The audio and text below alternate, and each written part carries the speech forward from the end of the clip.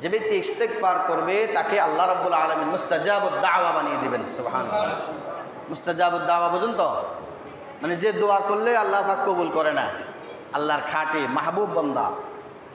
যে ব্যক্তি ইস্তেগফার বেশি বেশি পাঠ করবে তাকে আল্লাহ পাক মুস্তাজাবুদ দাওয়া বানিয়ে দিবেন, অর্থাৎ সে যেই সময় যেই কোনো দোয়া করবে আল্লাহ পাক তার ওই দোয়াটাকে কবুল করে নেবেন।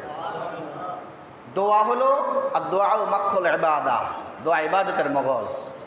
এই জন্য দোয়া করতে হবে। আর এই দোয়া করতে শুধু করলেই হবে না, দোয়াটা কবুল হওয়ার মতো উপযোগী করে নিতে হবে।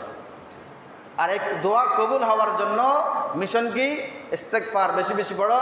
তাহলে আল্লাহ পাক যে ব্যক্তি ইস্তেগফার বেশি বেশি পড়বে তার দোয়া আল্লাহ পাক হার হামেশা সদা সর্বদা কবুল করে নেবেন। সুবহানাল্লাহ।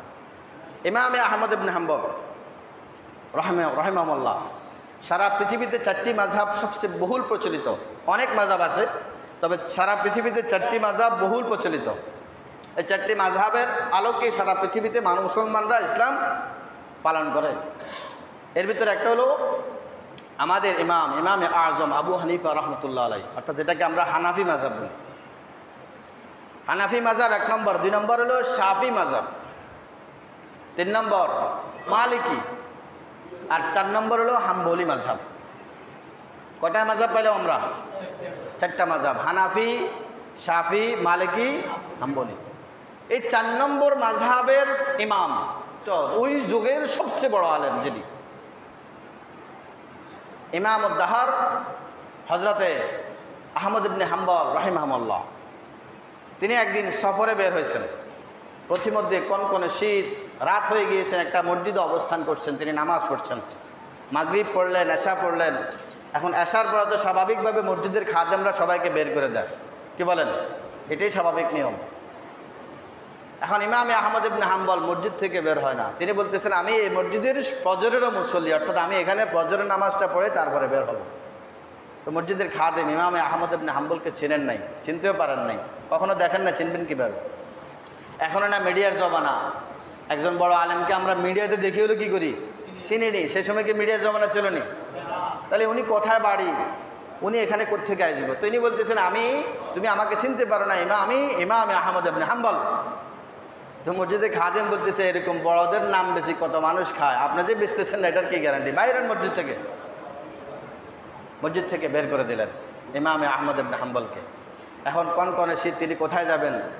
এখন যেহেতু এখানে থাকার মতো জায়গা নাই বা আশ্রয় পাইতেছেন না, এই জন্য তিনি বের হয়ে গেলেন। বের হয়ে হাঁটা আরম্ভ করলেন। প্রতিমধ্যে যেতে যেতে একটা বাজার পাইলেন। ওই বাজারের মধ্যে দেখতেছেন এক যুবক রুটি বানাচ্ছেন। তন্দুর রুটি আছে না? তন্দুর রুটির মধ্যে আগুন না দিলে কি তন্দুর জ্বলেনি? এই তন্দুর রুটি বানাচ্ছেন।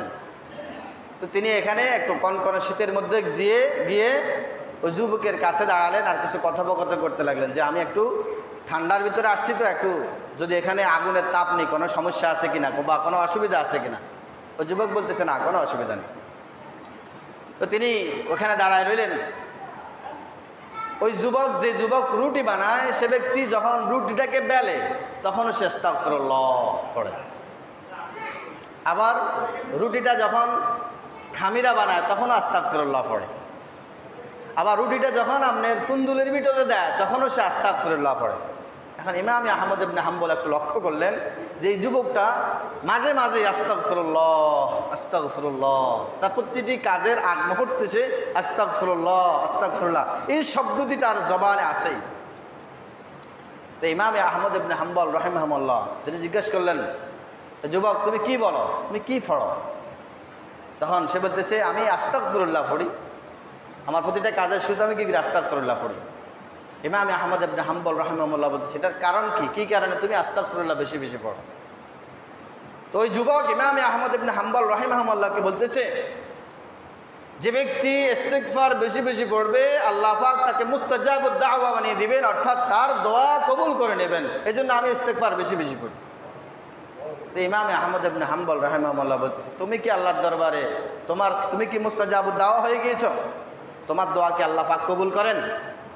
তখন ইমামে আহমদ ইবনে হাম্বল রাহিমাহুল্লাহকে ওই যুবক বলতেছে আমার জীবনে যত চাওয়া পাওয়া, যত আবেদন আল্লাহর কাছে করেছি সমস্ত চাওয়া পাওয়া কবুল হয়েছে একটা চাওয়া ছাড়া। যত আবেদন করছি সব আল্লাহ কি করছেন? কবুল করছেন, তার মানে সে মুস্তাজাব দাওয়া হয়ে গেছে। তা আবার বলতেছেন একটা দোয়া কবুল হয় নাই, বাকি সব দোয়া আল্লাহ পাক আমার কবুল করছেন। তো ইমাম আহমদ ইবনে হাম্বল রাহিমাহুল্লাহ তিনার ভিতরে আরও মনে করেন আতঙ্ক বিরাজ করতেছে, জানার জন্য স্পিড বাড়ে গেছে। এই সমস্ত দোয়া তার কবুল হলো, একটা দোয়া তো বলতেছে এই একটা দোয়া কি যেটা তোমার দরবারে তুমি দোয়া করছো আল্লাহর দরবারে, আল্লাহ কবুল করে না, এখনো ঝুলাই রাখছে, এই দোয়াটা কি?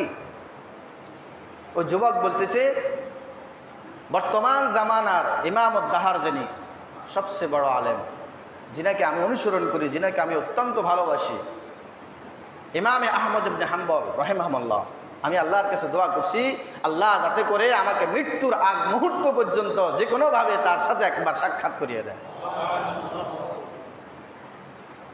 তো ইমামুদ্দাহার হযরত ইমামে আহমদ ইবনে হাম্বল আর চোখের পানি আটকে রাখতে পারলেন না, অশ্রুসিক্ত নয়নে ওই যুবককে বলতে লাগলেন। যুবককে প্রথমে বুকে টেনে নিলেন, তার কপালে চুমু খেলেন, বললেন ও যুবক, তুমি যেই দোয়া আল্লাহর দরবারে করেছো ইমামে আহমদ ইবনে হাম্বলের সাথে সাক্ষাৎ করার জন্য, যে দোয়াটা আল্লাহ পাক তোমার এখনো কবুল করেন নাই, সেই দোয়াটাও কবুল হয়ে গিয়েছে।